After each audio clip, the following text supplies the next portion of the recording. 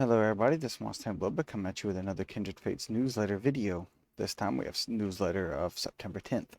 I haven't actually read this one before I covered it. I figured I would go in blind and just give you guys my raw opinion on it. So let's see how this works.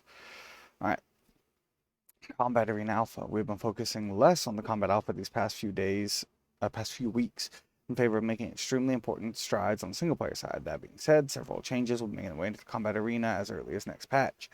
The big one is the animation rig system. With our latest change, we can do cool things like have a character turn towards the direction of their attack with just their head and continue moving in a separate direction.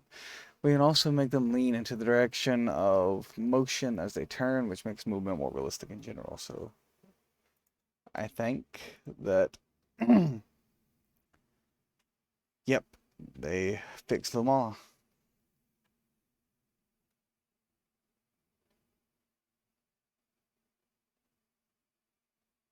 Wow, the animation does look a lot better on Lumala too.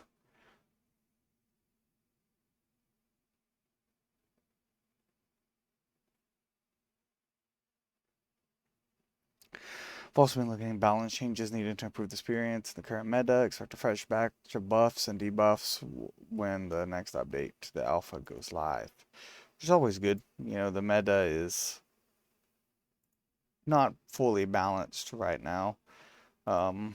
So being able to keep changing it and everything like that is obviously gonna be good, even for the single player. It's gonna, excuse me, help a lot with the single player as well. Speaking of the single player, after a ton of work, our save game system has been implemented. You are now able to pick up right where you left off in the game single player after you leave and re-enter the game.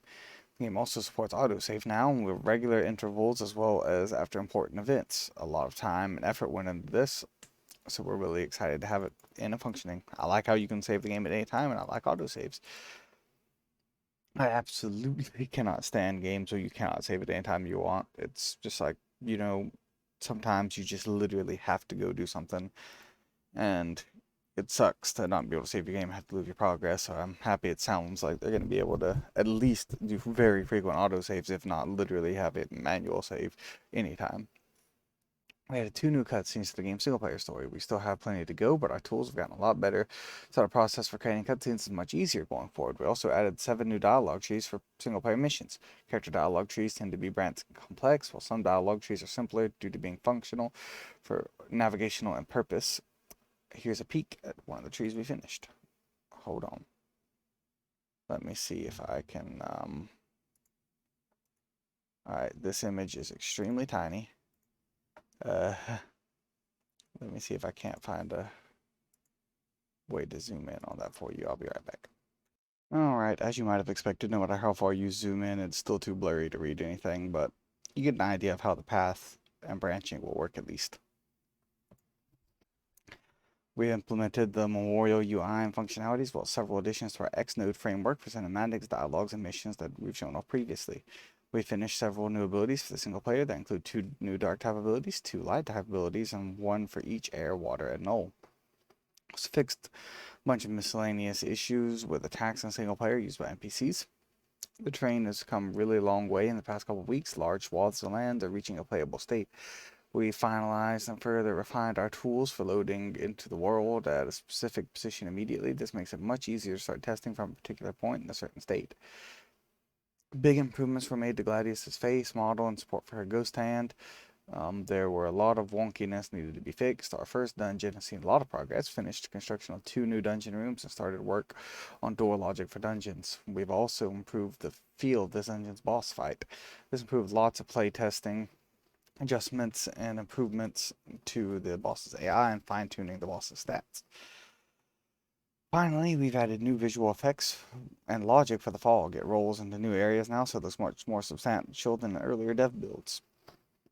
And we've been able to customize the experience much more than before to get it just right. Time permitting, we'd love to use this in the background of some of the combat arenas moving forward. Ooh, that'd be interesting to see.